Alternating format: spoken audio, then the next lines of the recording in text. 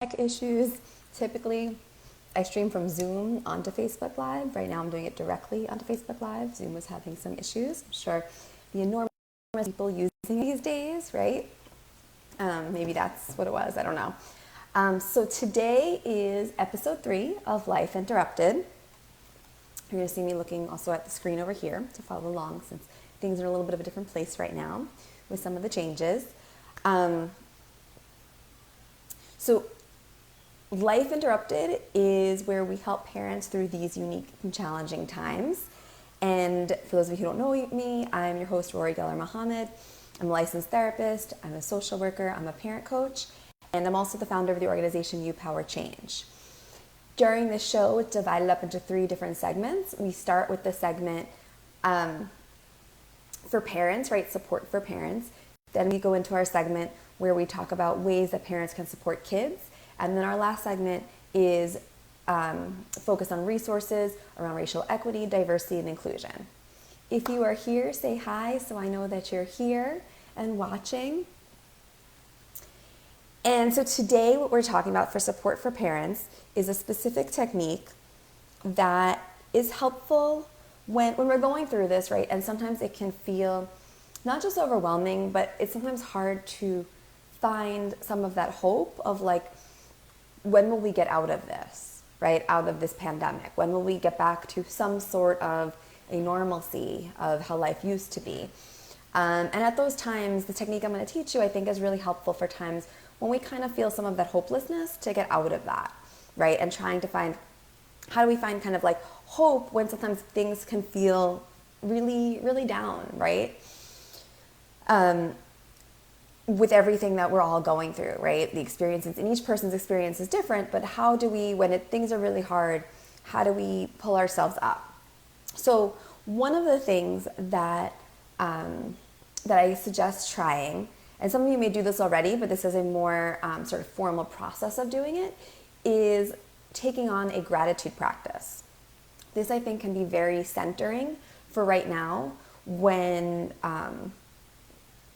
sort of things are just out of place, out of line, right?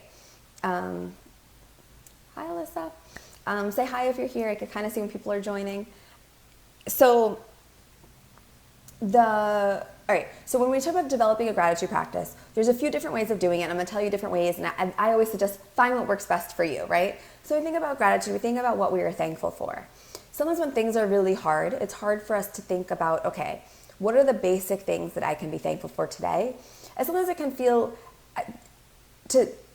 difficult sometimes to even spend time thinking about that, because sometimes we have certain privileges that allow us to experience different things, right? So, and not privilege in sort of the racial privilege, right? I know that's typically we talk about that. I don't mean in that way. I mean sort of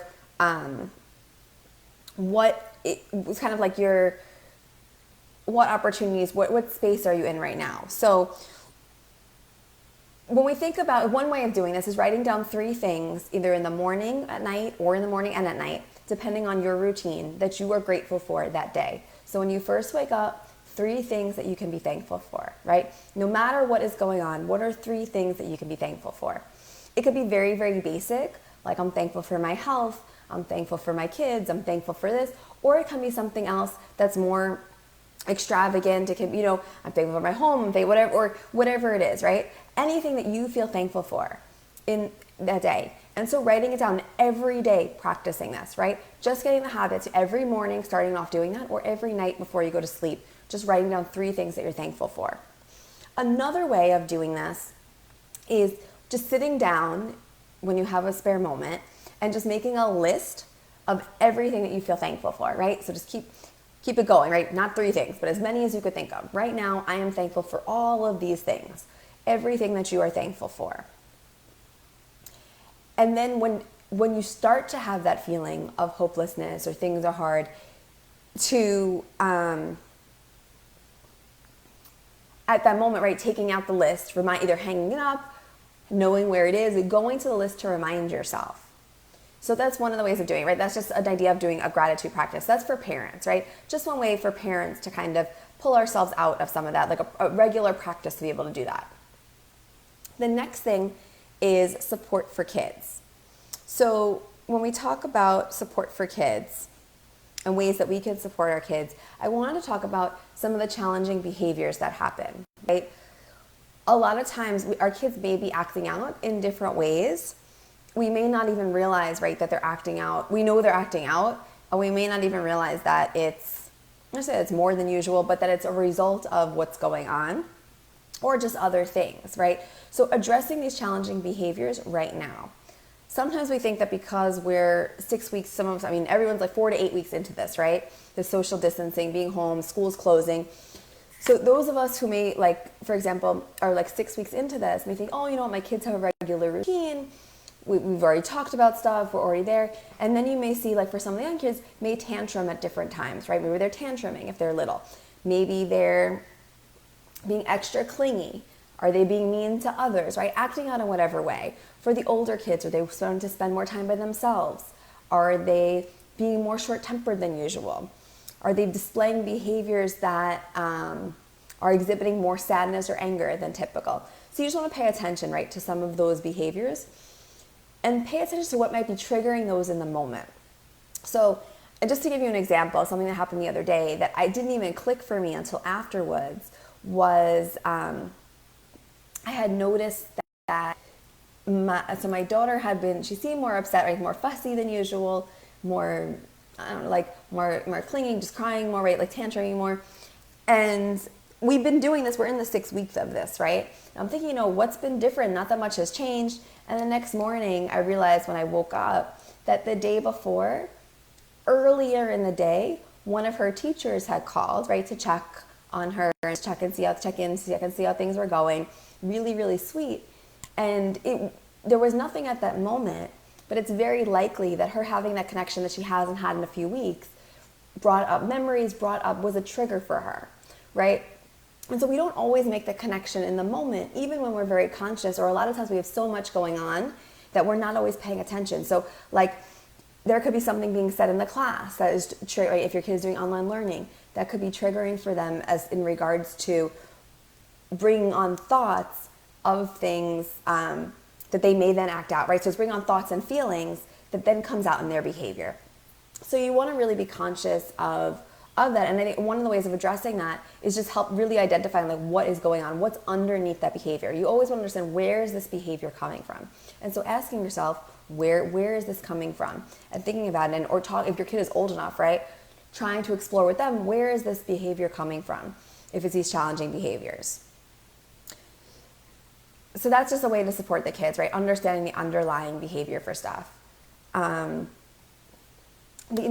resource that I wanted to share, some of you may have come across already, but I wanted to this is our segment, right, on racial equity, on diversity, on inclusion. And I know I told you in the beginning that I was trying to do Zoom, but it wasn't working with what's going on, so I can't actually share my screen today, which I wanted to do to show it to you. But I will link it to this episode. There is an organization called Think Indigenous, which is online Indigenous education for K through 8, where the teachers have been coming on and teaching every day, different lessons, different things. So for those of us that feel like our kids in their typical curriculum are maybe not learning enough or getting accurate history or getting enough resources and really understanding, right, maybe Native and Indigenous voices are not being shared enough, and we want to supplement or add, right? This is a great way to do that. It's free, you can access it. I will link it. It's on Facebook, they're posting it, they're coming on live on Facebook. They usually have a schedule posted, and there's a whole bunch of even just past videos.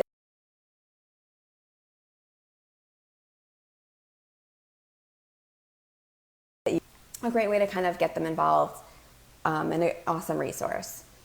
So those are the 3 parts for today.